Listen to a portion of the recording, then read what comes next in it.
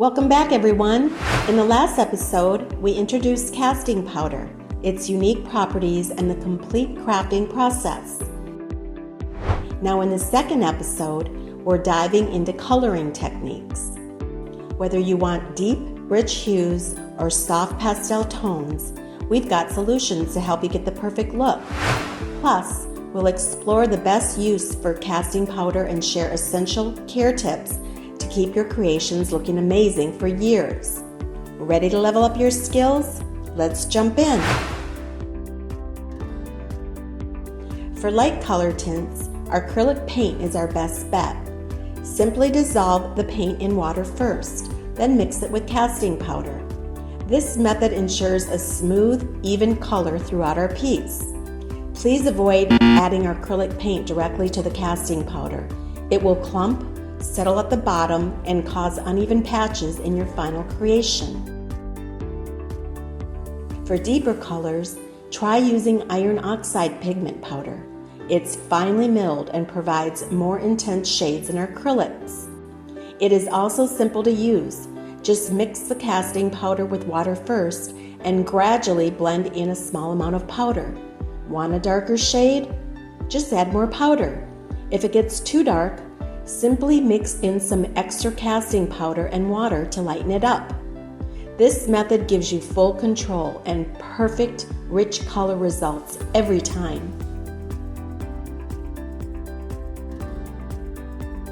Next up is mica powder and neon powder. For a shimmering, iridescent finish, apply mica powder directly on the mold before pouring the casting powder mixture. This creates a dazzling surface effect. You can also mix it into casting powder like iron oxide pigment, but note that blending it in will soften the pearlescent shine compared to the surface brush method. Neon powder works the same as the mica powder, though it's used for lighter tints.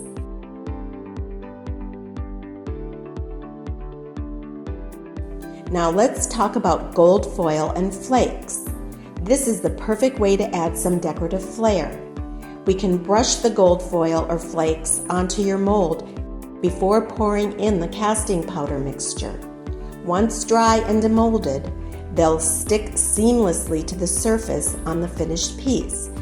Just remember to seal the piece with a protective coat to keep the gold foil and flakes from flaking off due to scratches or daily wear. Last but not least, acrylic markers and acrylic paint. They are great for freehand designs.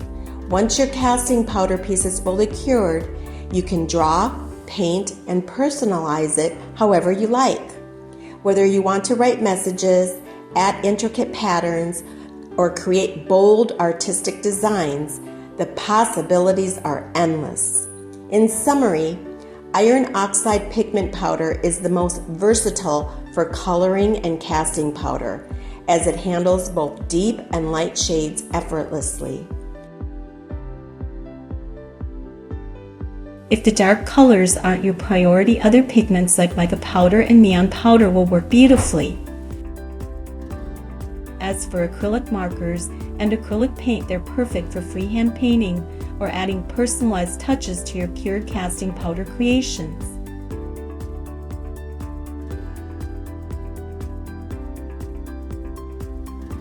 Casting powder crafts are incredibly versatile. Their absorbent nature makes them perfect for creating aroma diffusers.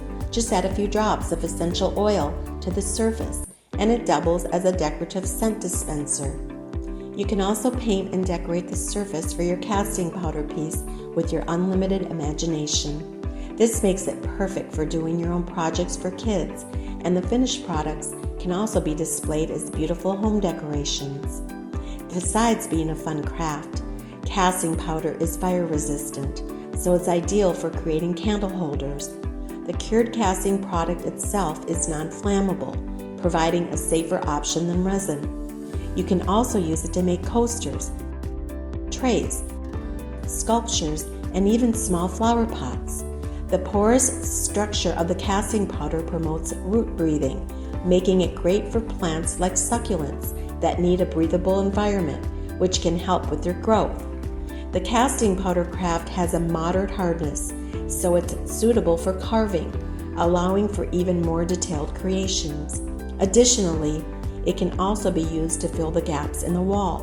While casting powder works wonders for making decorative items, remember, casting powder is not food safe. Never use it for the containers that come in contact with food. Now let's talk about daily care tips for your casting powder creations. The ideal humidity for your home environment should be around 40 to 60%. If the humidity is too high, consider using a dehumidifier to reduce moisture. Prolonged exposure to moisture can cause casting powder to soften, crack, and even mold. To prevent this, it's important to coat with a waterproof coating, which will significantly extend their lifespan. Always apply a waterproof sealant unless it's an aroma diffuser. Next, please avoid placing casting powder crafts outdoors or near water-heavy plants such as ferns and flowers. The casting powder is suitable for making a small flower pot and does not need to apply a waterproof sealant. If your casting powder pieces collect dust, simply use a brush to gently remove the dust from the surface. Also remember that the casting powder craft is fragile, so avoid using it for load-bearing purposes. Too much weight can lead to cracks over time. And that's a wrap on our beginner's guide to casting powder. With proper care, controlling humidity, avoiding bumps, and regular maintenance, your casting powder creations can last over 10 years instead of just 1 or 2. Got questions? Drop them in the comments. We'll randomly pick a lucky one from the comments to win a free all-in-one casting powder kit. Thanks for watching, and we'll see you next time. Bye!